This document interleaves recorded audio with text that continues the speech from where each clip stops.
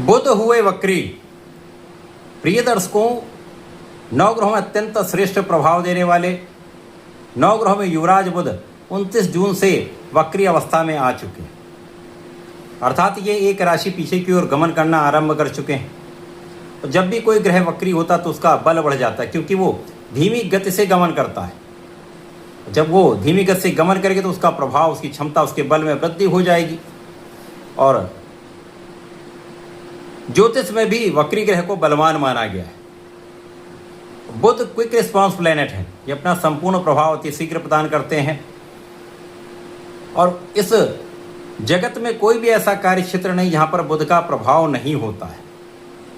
बुध के बिना तो कोई कार्य क्षेत्र संभव ही नहीं, क्योंकि वाणी के कारक बुध हैं, बुद्धि के कारक बुध हैं, गणित गणनाओं के कारक बुध हैं, कला क्षेत्र के कारक बुध हैं, व्यापार के कारक बुध हैं। किसी भी प्रकार का व्यापार, चाहे वो छोटा व्यापार हो, बड़ा व्यापार हो, इंडस्ट्री हो, वो बुध के कार्यकत्व में आता है।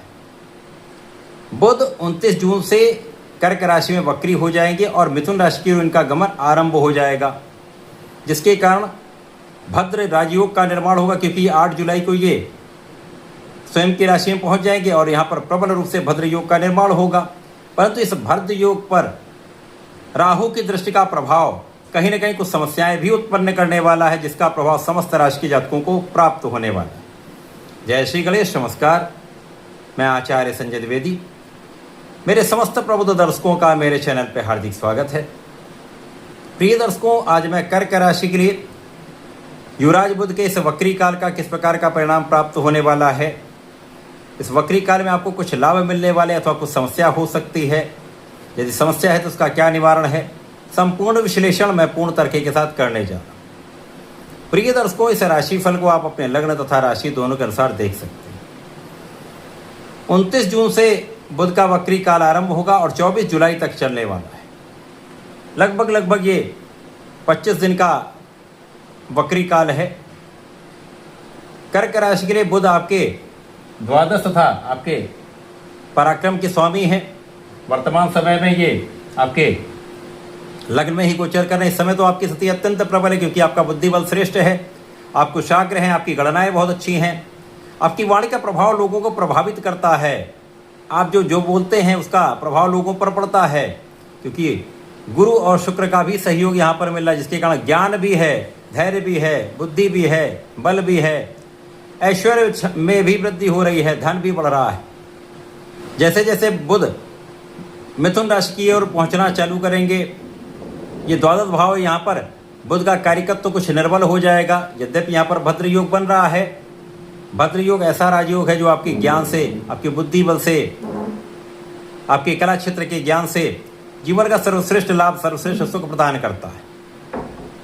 परंतु राहु की दृष्टि का प्रभाव इसको दूषित कर रहा है, और द्वादश भाव का जहाँ पर क्षय होता है, डिप्रिशिएट होता है, तो यहाँ पर आपको बहुत संयमित रहना होगा, क्योंकि वाणी यहाँ पर आपकी प्रभावित होगी।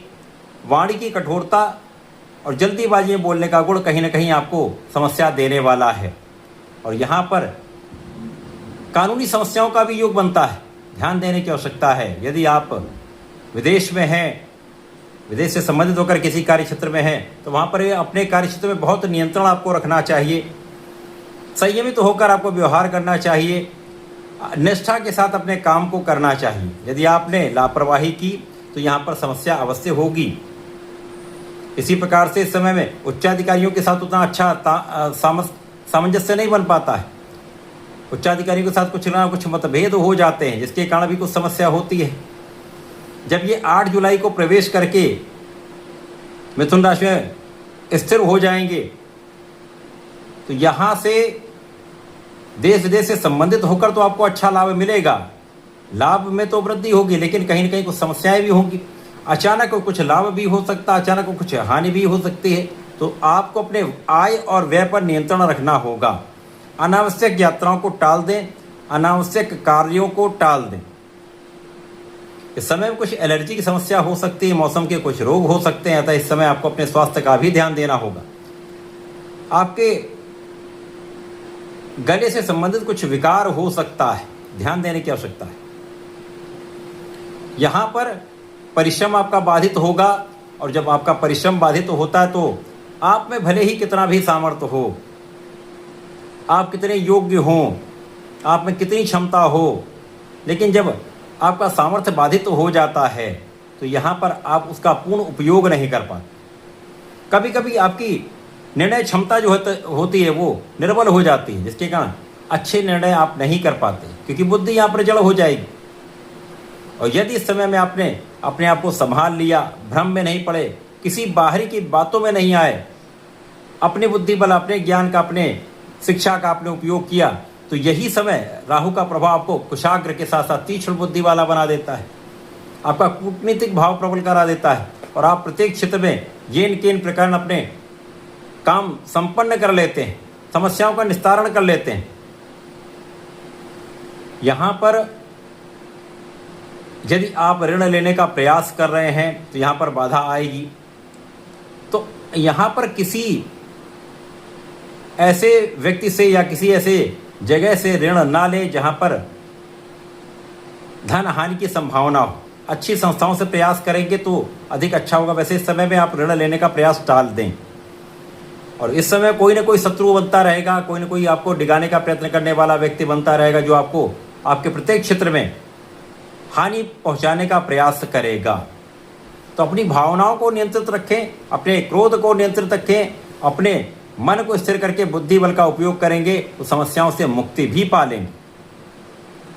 इस समय में राहु आपके अष्टम भाव में है तो कोई ना कोई रोग यहाँ पर आपको सताता रहेगा, पेट से संबंधित समस्याएं होती रहेंगी, तो ध्यान देने की आवश्यकता है। खाने पीने पर नियंत्रण, अखाद्य चीज़ों से आपको बचना चाहिए, व्यसनों से बचना चाहिए, भोग विलास से बचना चाहिए।